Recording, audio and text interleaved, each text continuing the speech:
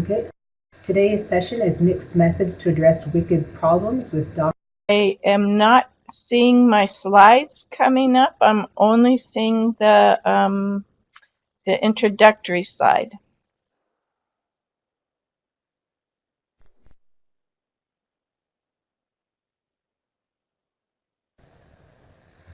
Okay. All right. Now we're good. Can everybody hear me? Could somebody just type in the chat room that they can hear me, so I know that you're hearing what I'm saying? Okay. I see multiple people are trying. Yes. Okay. Great. Thank you. That's enough of you. Just wanted to be sure we were getting out there. Okay, so the title today is Mixed Methods to Address Wicked Problems. And I wanted to just begin with situating this in the context that the Mixed Methods International Research Association prepared a report, a task force report, identifying challenges that mixed methods researchers might encounter over the next 5 years. And one of those was addressing wicked problems. And so today, what we're going to do is to talk about what makes these times particularly challenging, what kind of wicked problems are most salient and are ripe for trying to address with mixed methods. And I'm also going to include a note of optimism, which you might find a bit ironic given challenging times, wicked problems, and optimism. But I will share with you the reasons that I feel being optimistic and constructive is our best choice. And so when I talk about dysfunctional times, I will also place that in context that I recently completed a 2-month visiting professorship in Australia that included work in Indonesia as well. And during this time, I was keen to see how the political context was functioning in that part of the world and thinking about how it's functioning in the part of the world where I normally live in the United States. And so I was a bit surprised to see in the Australian newspaper an article that described dysfunctional political parties, rampant factionalism, and immature politicians.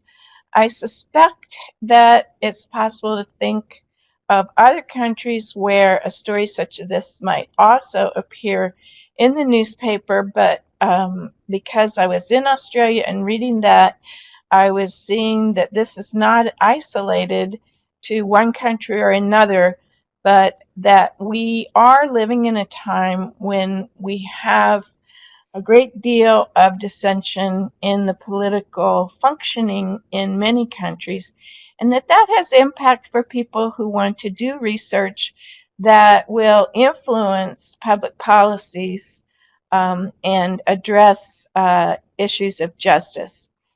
I also was finding articles from the Washington Post that talked about the human rights violations in Southeast Asia, and that the trend is seeing an increase in these types of violations and moves away from democracy. So seeing this notion of challenging times being addressed both through political context and also in terms of the current status of respect for human rights gave me pause to think about, well, what is the role of researchers and how can we be a part of solutions given these challenging times? Now, in addressing wicked problems, what we're talking about are those types of problems that we don't really have a solution that is agreed upon, that's known, that the context is replete with complexity, that working towards solutions requires interdisciplinary teamwork, and that we really need to be working on the solutions because time is running out. And then the note about optimism. What is the other choice? I prefer not to think of the research community as being paralyzed by the challenges in front of us, but to being optimistic that the work that we do can be done, can contribute to resolutions of wicked problems. So my optimism is based on a shift in assumptions that guide our work as researchers. And I'm going to talk about a number of different types of assumptions that I think we need to see in a different light. And the question that comes to mind is, what's mixed methods research got to contribute in these challenging times to solutions of wicked problems? Well, these are my answers, and I'm sure that you can think of answers as well. But to me, the use of transformative mixed methods can contribute because it strengthens credibility of evidence. We're not relying on one particular type of evidence, but we're looking at quantitative and qualitative evidence, and that we're also looking at it as emanating from a variety of different stakeholders in different phases during the research process itself. And that the use of this type of lens also is based on a critical cultural perspective. So asking difficult questions about power, about oppression, about discrimination as barriers towards the resolution of these wicked problems. And the inclusion of diverse stakeholder groups and their experiences is enhanced by the use of mixed methods because it's possible to use methods that are responsive to the variations in the culture, in the context, and in the needs of different stakeholders. And transformative mixed methods has an orientation towards constructive action. Just in the name transformative, what we're talking about is research that is geared towards action to address different types of issues related to justice. And when I talk about assumptions, I'm situating this within the concept of paradigms, which I'm feeling like this is a concept that the mixed methods research community has been exposed to in many different ways, and that it's very, very present in the literature, and that my work with paradigms is building on work that was done by Egon Guba and Ivana Lincoln in defining what are the nature of paradigms in terms of social science research, and that they identified 4 sets of assumptions that were relevant. The axiological, which deals with the nature of ethics and values; ontological, that deals with the nature of reality; epistemology, that deals with the nature of knowledge and the relation between the researcher and stakeholders, or that which we would know; and methodology, the nature of systematic inquiry. And so what I'm suggesting is that we look at the role of the researcher. We think about a shift in assumption about the role of the researcher, and consider this: is research transformational for democratic purposes, or managerial and or political affirmation masked as objective, independent, and credible? This was a question that was raised by Indra Naidu, who was making a presentation at the American Evaluation Association in November of 2017, and the title was Change Agents: Advancing the Global SDGs, or Sustainable Development Goals, by ensuring the right to evaluation by all. And what Indran was suggesting is that we need to shift the assumption that the work of the researcher is just managerial or political affirmation, and that we have a role in terms of presenting research that's transformational for democratic purposes. The assumptions that I would also like to see would be in terms of how we're looking at the assumptions related to axiology, values, and ethics. And that what we do is to think of our role in terms of how to design studies that recognize the interconnectedness of all of us, living and non living, from the past, in the present, and in the future. And if we shift to that assumption of understanding the meaning of axiology and values and ethics, what does that mean for us as mixed methods researchers of how we design our studies? What does it mean when we say that we want to design studies that address the linkage between different types of justice? When we use transformative mixed methods, we're able to bring to visibility the values that are driving societal decisions, and we're able to design studies that support transformative action. So this is the kind of shift that I'm talking about, the shift in the role of the researcher, the shift in our understanding of the assumptions that guide our research. And when I say different kinds of justice, this is what I'm talking about. Even in the introduction to me, which I did provide to Yvette, you see that I talk about social justice. And I have to say that it's become much more apparent to me over the past few years of the need to look beyond social justice, to look also to economic justice and to environmental justice, and how these three types of justice can help us better to understand how to contribute to solutions for wicked problems.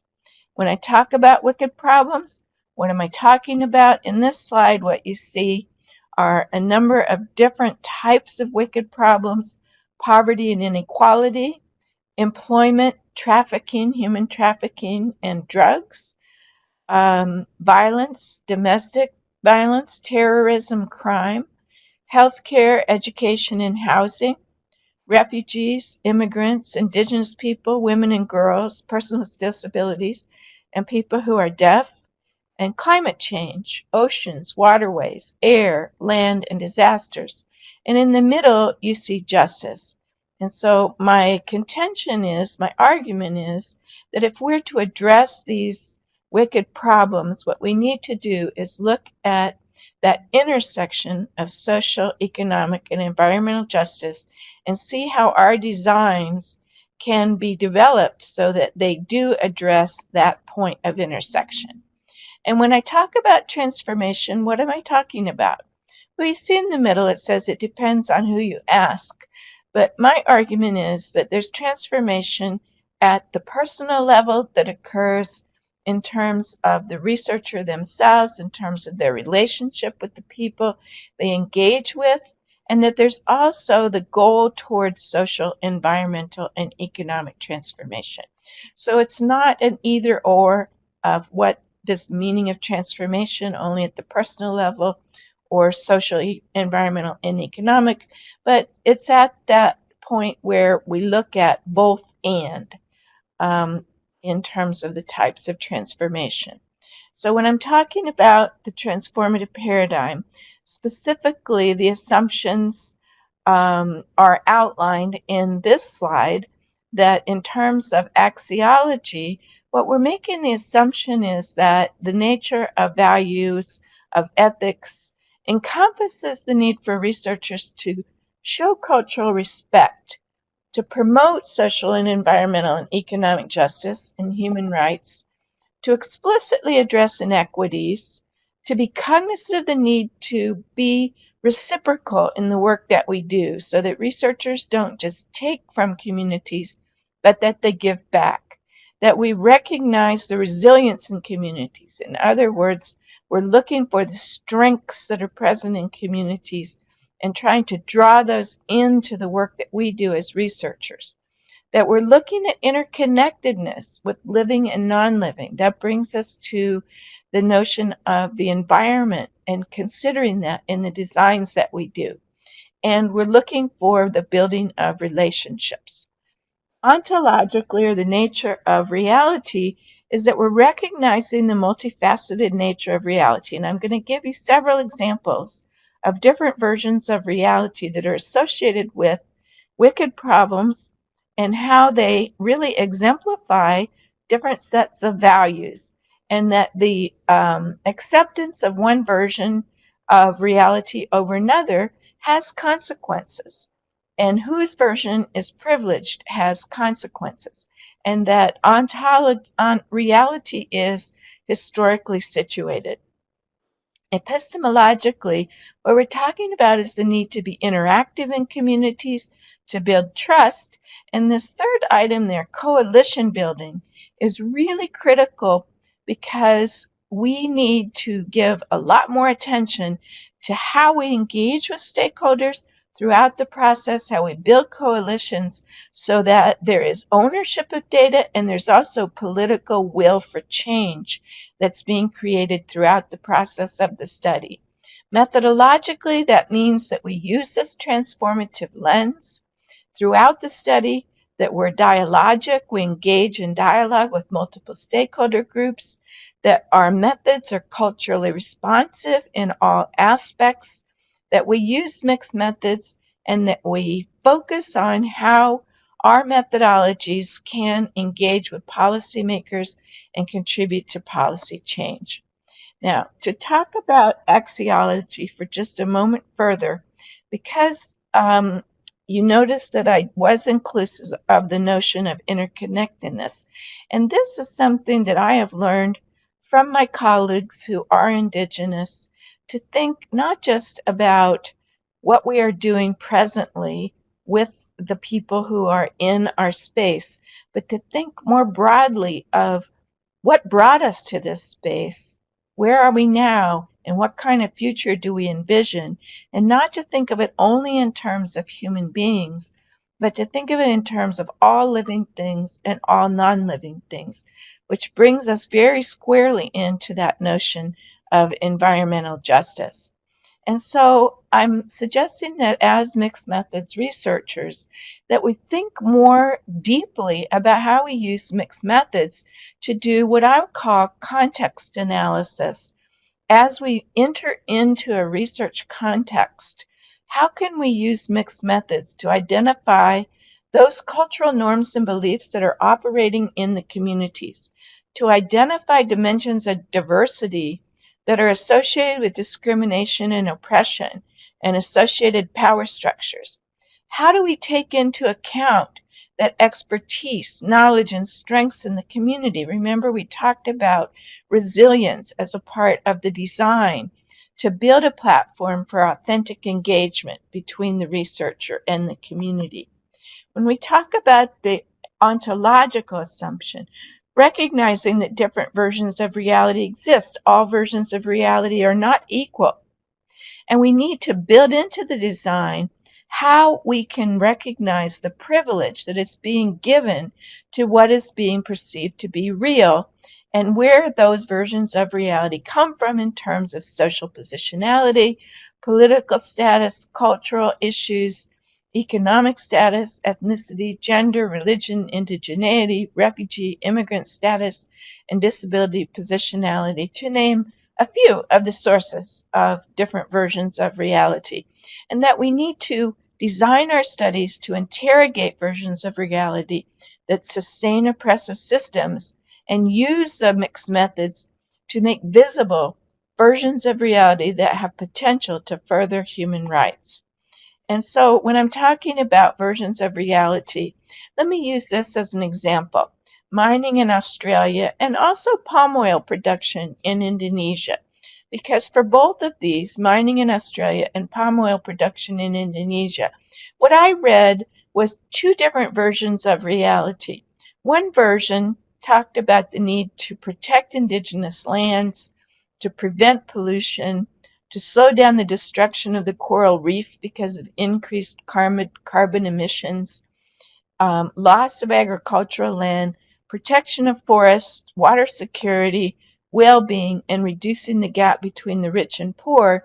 And on the other side were versions of reality that I found in the Courier Mail, which is an Australian newspaper, where the politicians were arguing that the mining should be supported because it increases jobs, that we need it for energy and we need it for economic growth, and that profit is a good thing and something that should be sustained.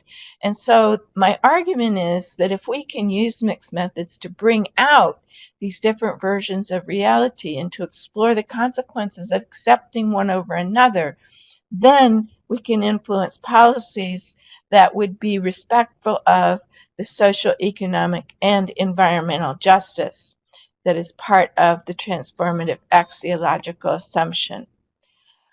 Second, how do we use transformative mixed methods to make visible different versions of reality? How do we use mixed methods to identify, support, and include diverse participants so that you can reveal different versions of reality, including their basis in terms of privilege and power, so that we can contribute to the change in understanding of what is real?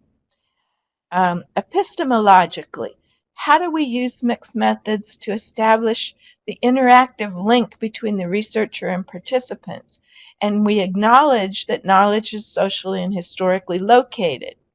How do we explicitly acknowledge power inequities?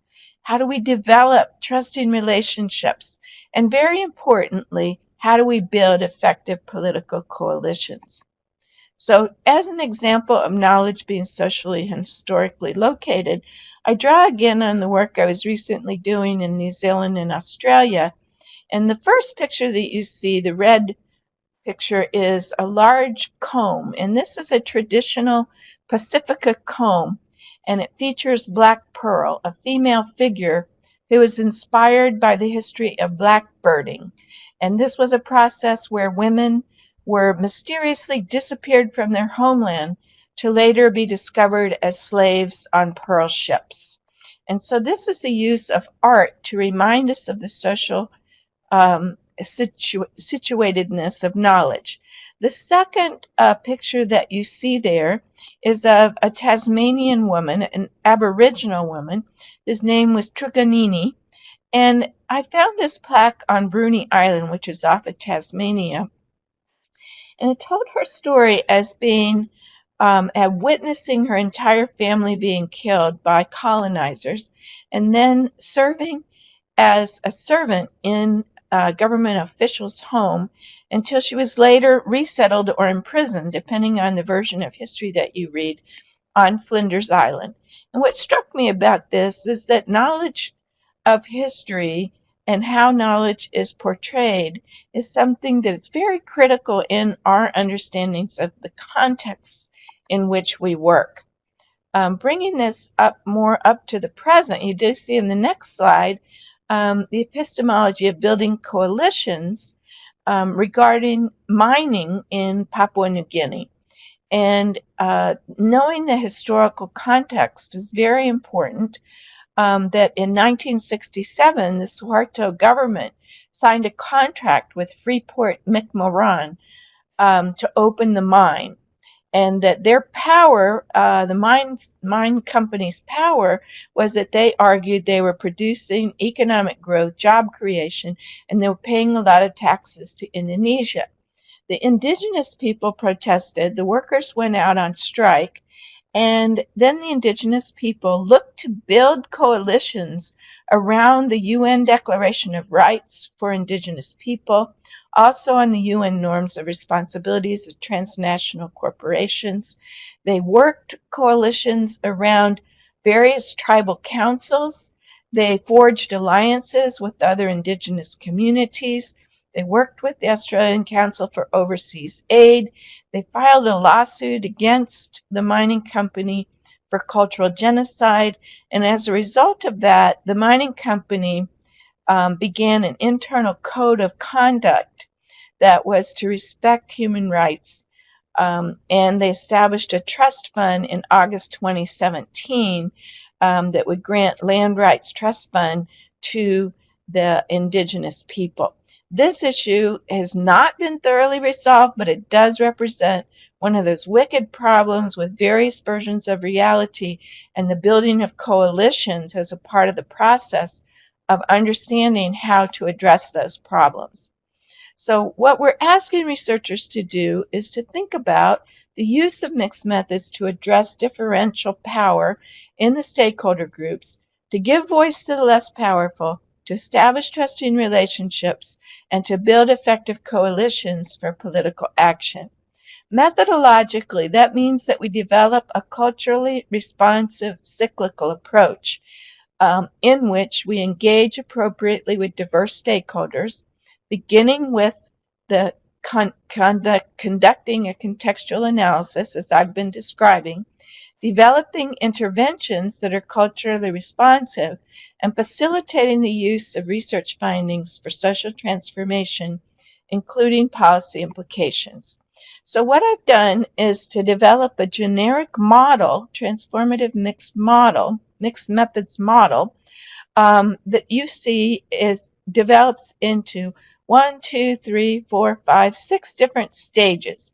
There's nothing sacred about 6 stages, but this allows me to lay out a cycle of the use of mixed methods research to identify who needs to be included in that first column: building relationships, reviewing literature, individual and group consultation, and developing working strategies. How will you work together with the various constituencies?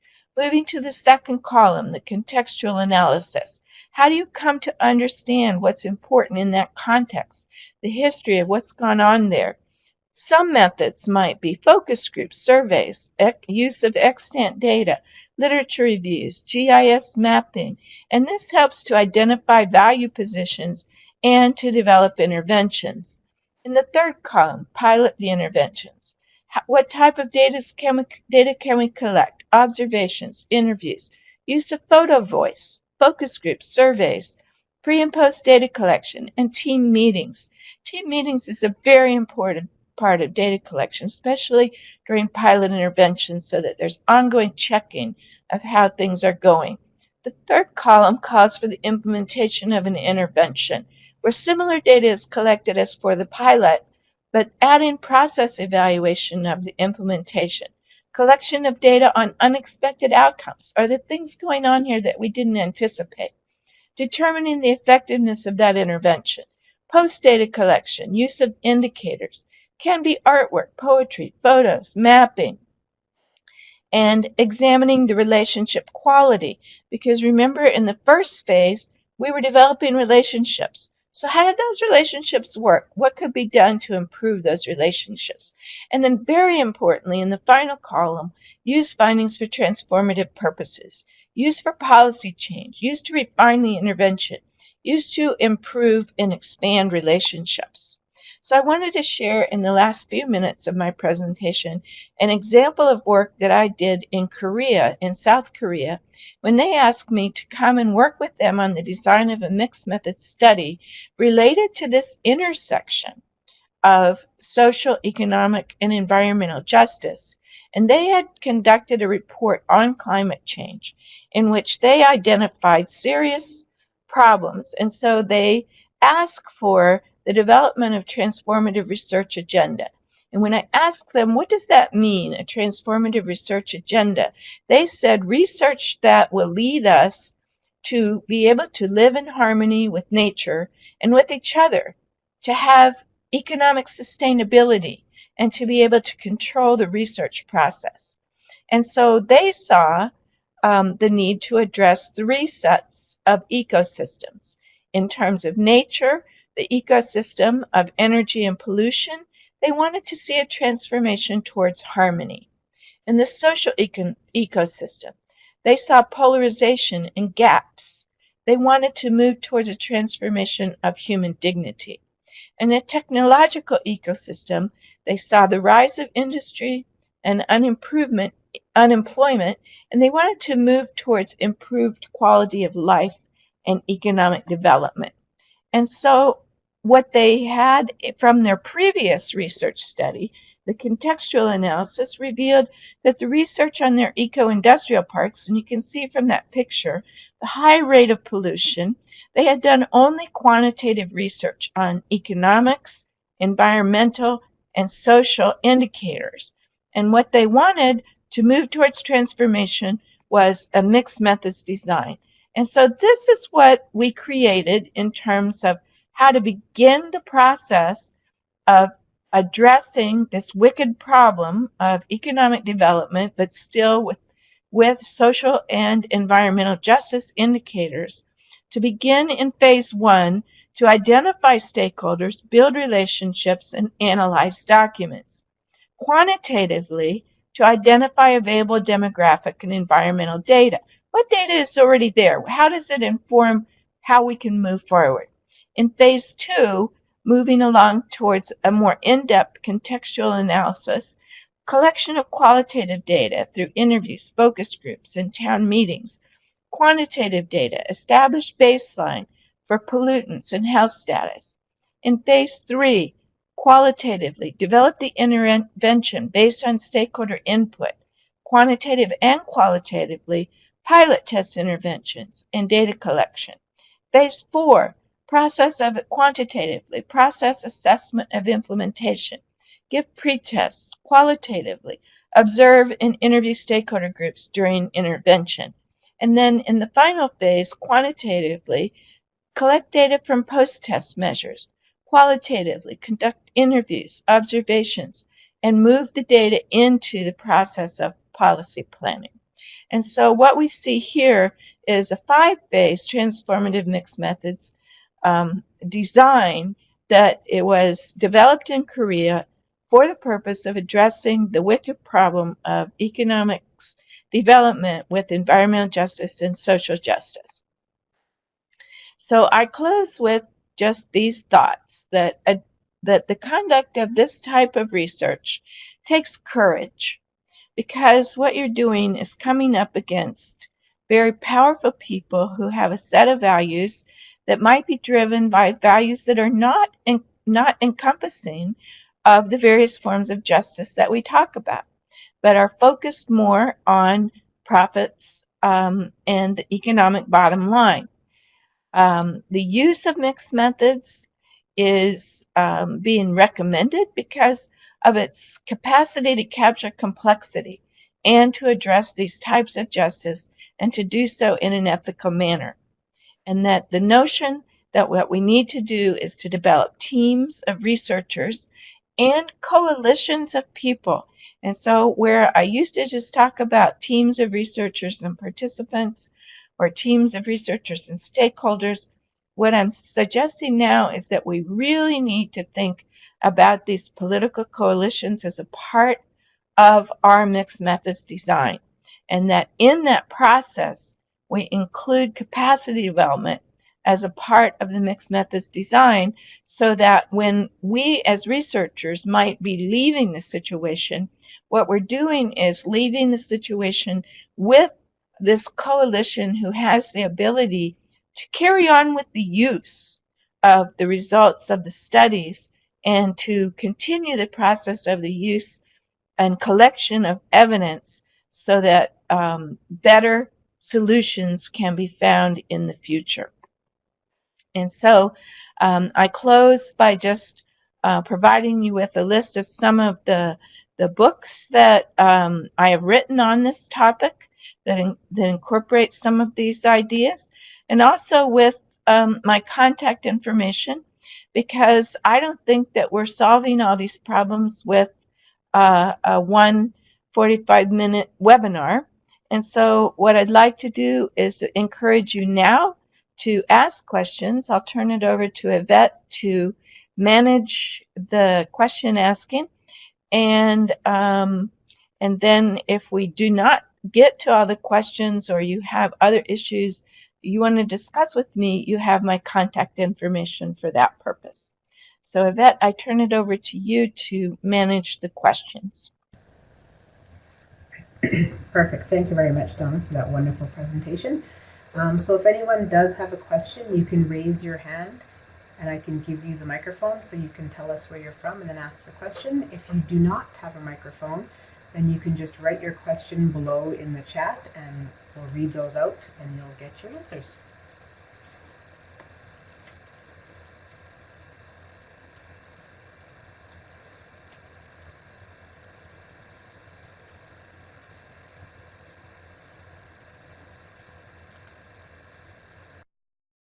share with us the challenges that they've experienced in terms of trying to address these topics. Although I'm starting to see a couple questions come in. Yeah. So we've got one from Bree Aikson. Can you speak more about how some of these ideas are specific to mixed methods and not just research more generally? Yes, Bree, thank you. I believe that the use of mixed methods is very integral to trying to use these approaches because it allows us to collect a variety of kinds of data, and the issues that we are trying to address are very complex. And so, as in, for example, taking from the Korean example, when they when they only did quantitative data, what they had was data about the economic impact of their eco-industrial areas, and they also had quantitative data on the amount of pollution that was present in the atmosphere. And what they didn't have that qualitative data could provide for them was how that was impacting on the quality of life for the people who were working in those eco-industrial areas. And they didn't have data on types of interventions that would be appropriate in order to address the environmental issues. And then um, the what was surfacing in terms of the increase of health problems for the people who were working there, coming to understand the full nature of that through the use of qualitative data, and then looking at how the interventions would be designed to be more appropriate for the people who were living in those areas. And so I think this use of quantitative and qualitative together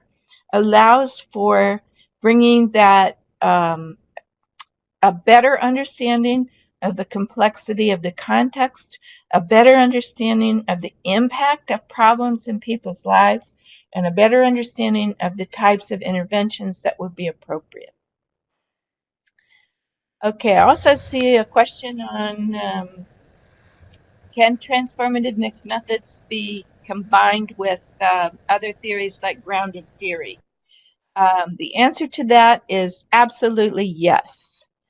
There is no specific methodology that's associated with a transformative mixed methods design. Any type of methodology, from grounded theory to case study to community-based participatory research, all of these approaches could be incorporated into a transformative mixed methods design. I have seen examples where grounded theory was used as a part of a transformative mixed methods design in order to get that rich understanding of the nature of a problem, the nature of challenges that people were experiencing in terms of accessing services in the health field. And so there are examples of combining grounded theory with transformative approaches. Great, thanks, Donna. We've got a question here from Marcy Antonio. Do you have suggestions around how to support social connectedness in community when the very research focus is addressing social isolation, i.e., what if there isn't a recognized or established community? Okay, Marcy, that's a really great question. I don't have a simple answer to that. I would like to know more about the context that you're working in. Is it possible for you to share just a little bit more about this social isolation, the focus of that research? That would be helpful to me to be able to respond to you better. Okay, so while we wait for that, there's a question here from Amanda Garrett. Do you have any advice on how to convey to those in schools the importance of a transformative perspective, i.e., including diverse stakeholders, etc.? Yes, I believe that it is incumbent upon the researcher to be able to make arguments about why this is an important approach. And I think in my experience in working with schools, there's plenty of evidence out there about disparities, about the lack of inclusion of people in decisions about them, and that what I would do would be to draw upon that kind of data to support my argument that it's important for inclusion of diverse stakeholders because of the disparities that are present, and that by a lack of inclusion, what we're doing is perpetuating those disparities, and what we need is a methodology that allows us to explicitly and consciously be inclusive.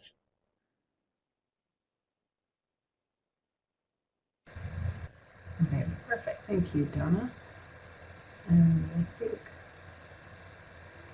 yeah, Marcy Antonio is just typing, so probably adding that extra clarification that you were looking for. So she adds, my population of focus is people living with COPD, chronic obstructive pulmonary disease, a fatal lung disease. There are multiple factors that compound isolation, and the particular social injustice is in the stigma associated with smoking. As the illness progresses, people become more isolated in their homes. Okay, thank you for that clarification. And I see what you mean by the problem of social isolation with that particular population, and that there is a stigma attached to it. That is a version of reality that is one that needs to be brought to visibility. I guess my question would be, where does the impetus for addressing this social isolation come from? Is there an identifiable group that advocates for people who have this condition? Is there a group of health workers, for example, who work with this population who are willing to be a part of an advocacy program so that their rights can be identified and supported? And is there a way to use that health group as a point of leverage to create a community of these people who are now in isolation? And it might not be possible to have a large group that's identified that's willing to work with researchers, but that it might be possible to find some key people that would be willing to be a part of the research process to share their expertise and their strengths, their knowledge about what's going on here, so that it becomes possible to build relationships based on the identification of people who care about this and are willing to advocate and willing to make those connections for you. Okay, thank you, Donna. And the next question from Donna Wallach. Are we able to get your slides? So if you did want to share your slides, Donna, we can post them on the IIQM website.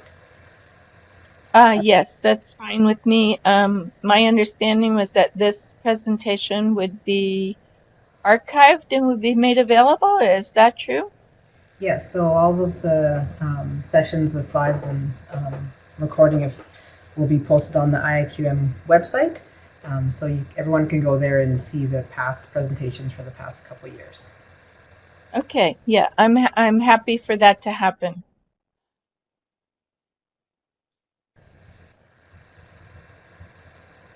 Sounds good. So you've still got some time left. If anyone else has any questions, feel free to ask them now.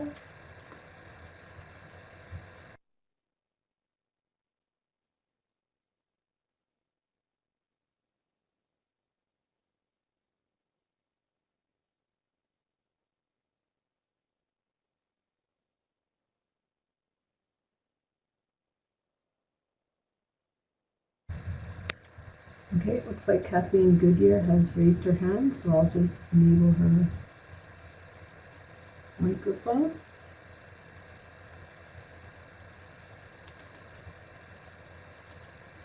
Okay, Kathleen, you can go ahead and ask your question.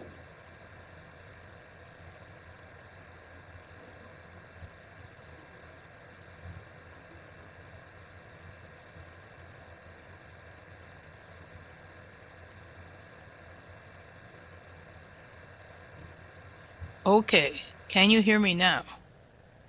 Yes, we can hear you now. Oh, cool. I just had a comment with regard to Marcy's question that perhaps a preliminary qualitative study interviewing a number of COPD people about their experiences with social isolation and what um, what would be an improvement in their eyes, what they would like. Um, uh, Even to the extent of possibly setting up online communities that they could um, support each other. But again, the idea of going back to the people who are mainly affected and find out from them their views about um, their situation, how it affects them, and what they would consider an improvement. So that's just my 2 cents. My 2 cents on that. Oh, how wonderful, Thank you. Marcy. Cool. And I had a comment. This is not a question, but and probably most of us here could relate to this, but every so often I keep running into in the strangest of places at times the old idea, the old um, non-reflective paradigms of research is supposed to gather information, to create knowledge in the academy, to sit on a shelf someplace. Now, I think probably most of us here are justice oriented and acknowledge that not only is knowledge a static thing, uh, uh, but it should be useful in some way.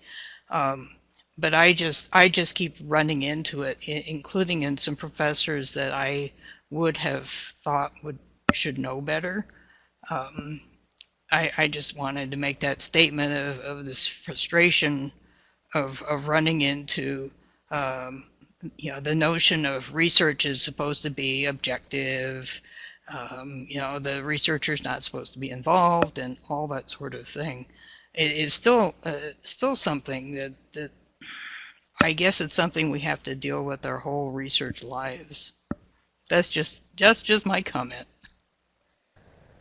Okay, thank you, Kathleen. I appreciate your comment. And in both of your comments, I'm glad that you were able to provide some additional commentary for Marcy. And I think your idea of having a qualitative study to investigate ways to engage with members of this particular population is an excellent one, and I would certainly endorse that. I think your second comment about what is the purpose of research, is it knowledge creation, is it for social action, this is reflective of paradigm differences. Mm-hmm. And that's the world that we're working in right now.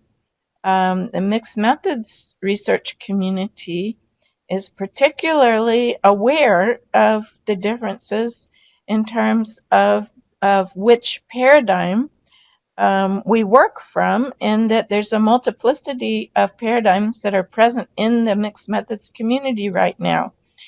And in my way of thinking, I am very, very pleased that we have not tried to narrow down the mixed methods community to one paradigm, but that we're able to keep the multiplicity of paradigms, because I think we have opportunity to learn from each other. And while I explicitly situate myself within the transformative paradigm, I also want to continue to learn from people who explicitly situate themselves in other paradigms. And one of the ontological assumptions that I think associated with the transformative paradigm is that we want to be able to make visible what those different versions of reality are. And in one version of reality, the purpose of research is to create knowledge. And in another version of reality, it's to contribute to the improvement of justice. And we could go further about the consequences of those different versions of reality. And I think that would be a very interesting discussion to have. Yes, I agree. The main thing is to bring to conscious awareness the paradigms that we're all working in. And if the Aristotelian view of knowledge is that which is to knowledge for its own sake, then if that's the way somebody is wired, fine. But the frustration is that they often don't know it, and so they're critical of other approaches.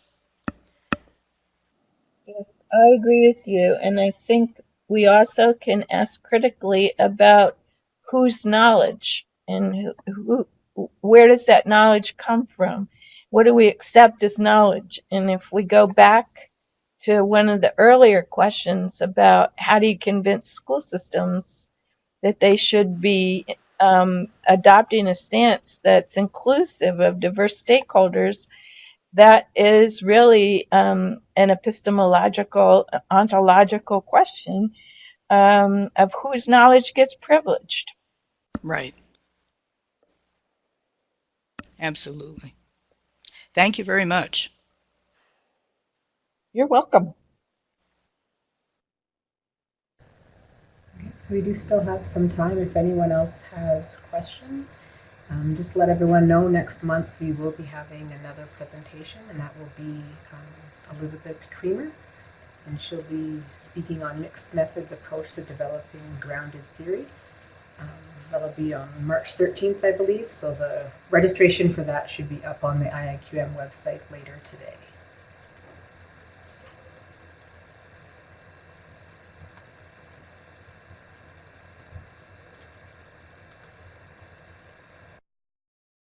Well, I am very glad that we were able to raise some issues that are of importance to some of our student participants who are working on their dissertations, and I really look forward to seeing those dissertations get completed and manuscripts get submitted to journals and data get used for the creation or support of social transformation. So thank you for your participation and thank you for your questions.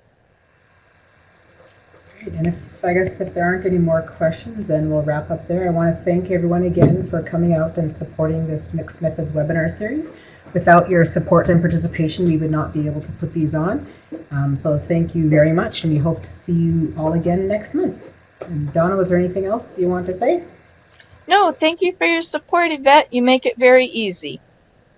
Thank you, Donna, for a great presentation. Thank you, everyone, for coming, and we'll hopefully see you next month. Take care. Okay. Bye-bye.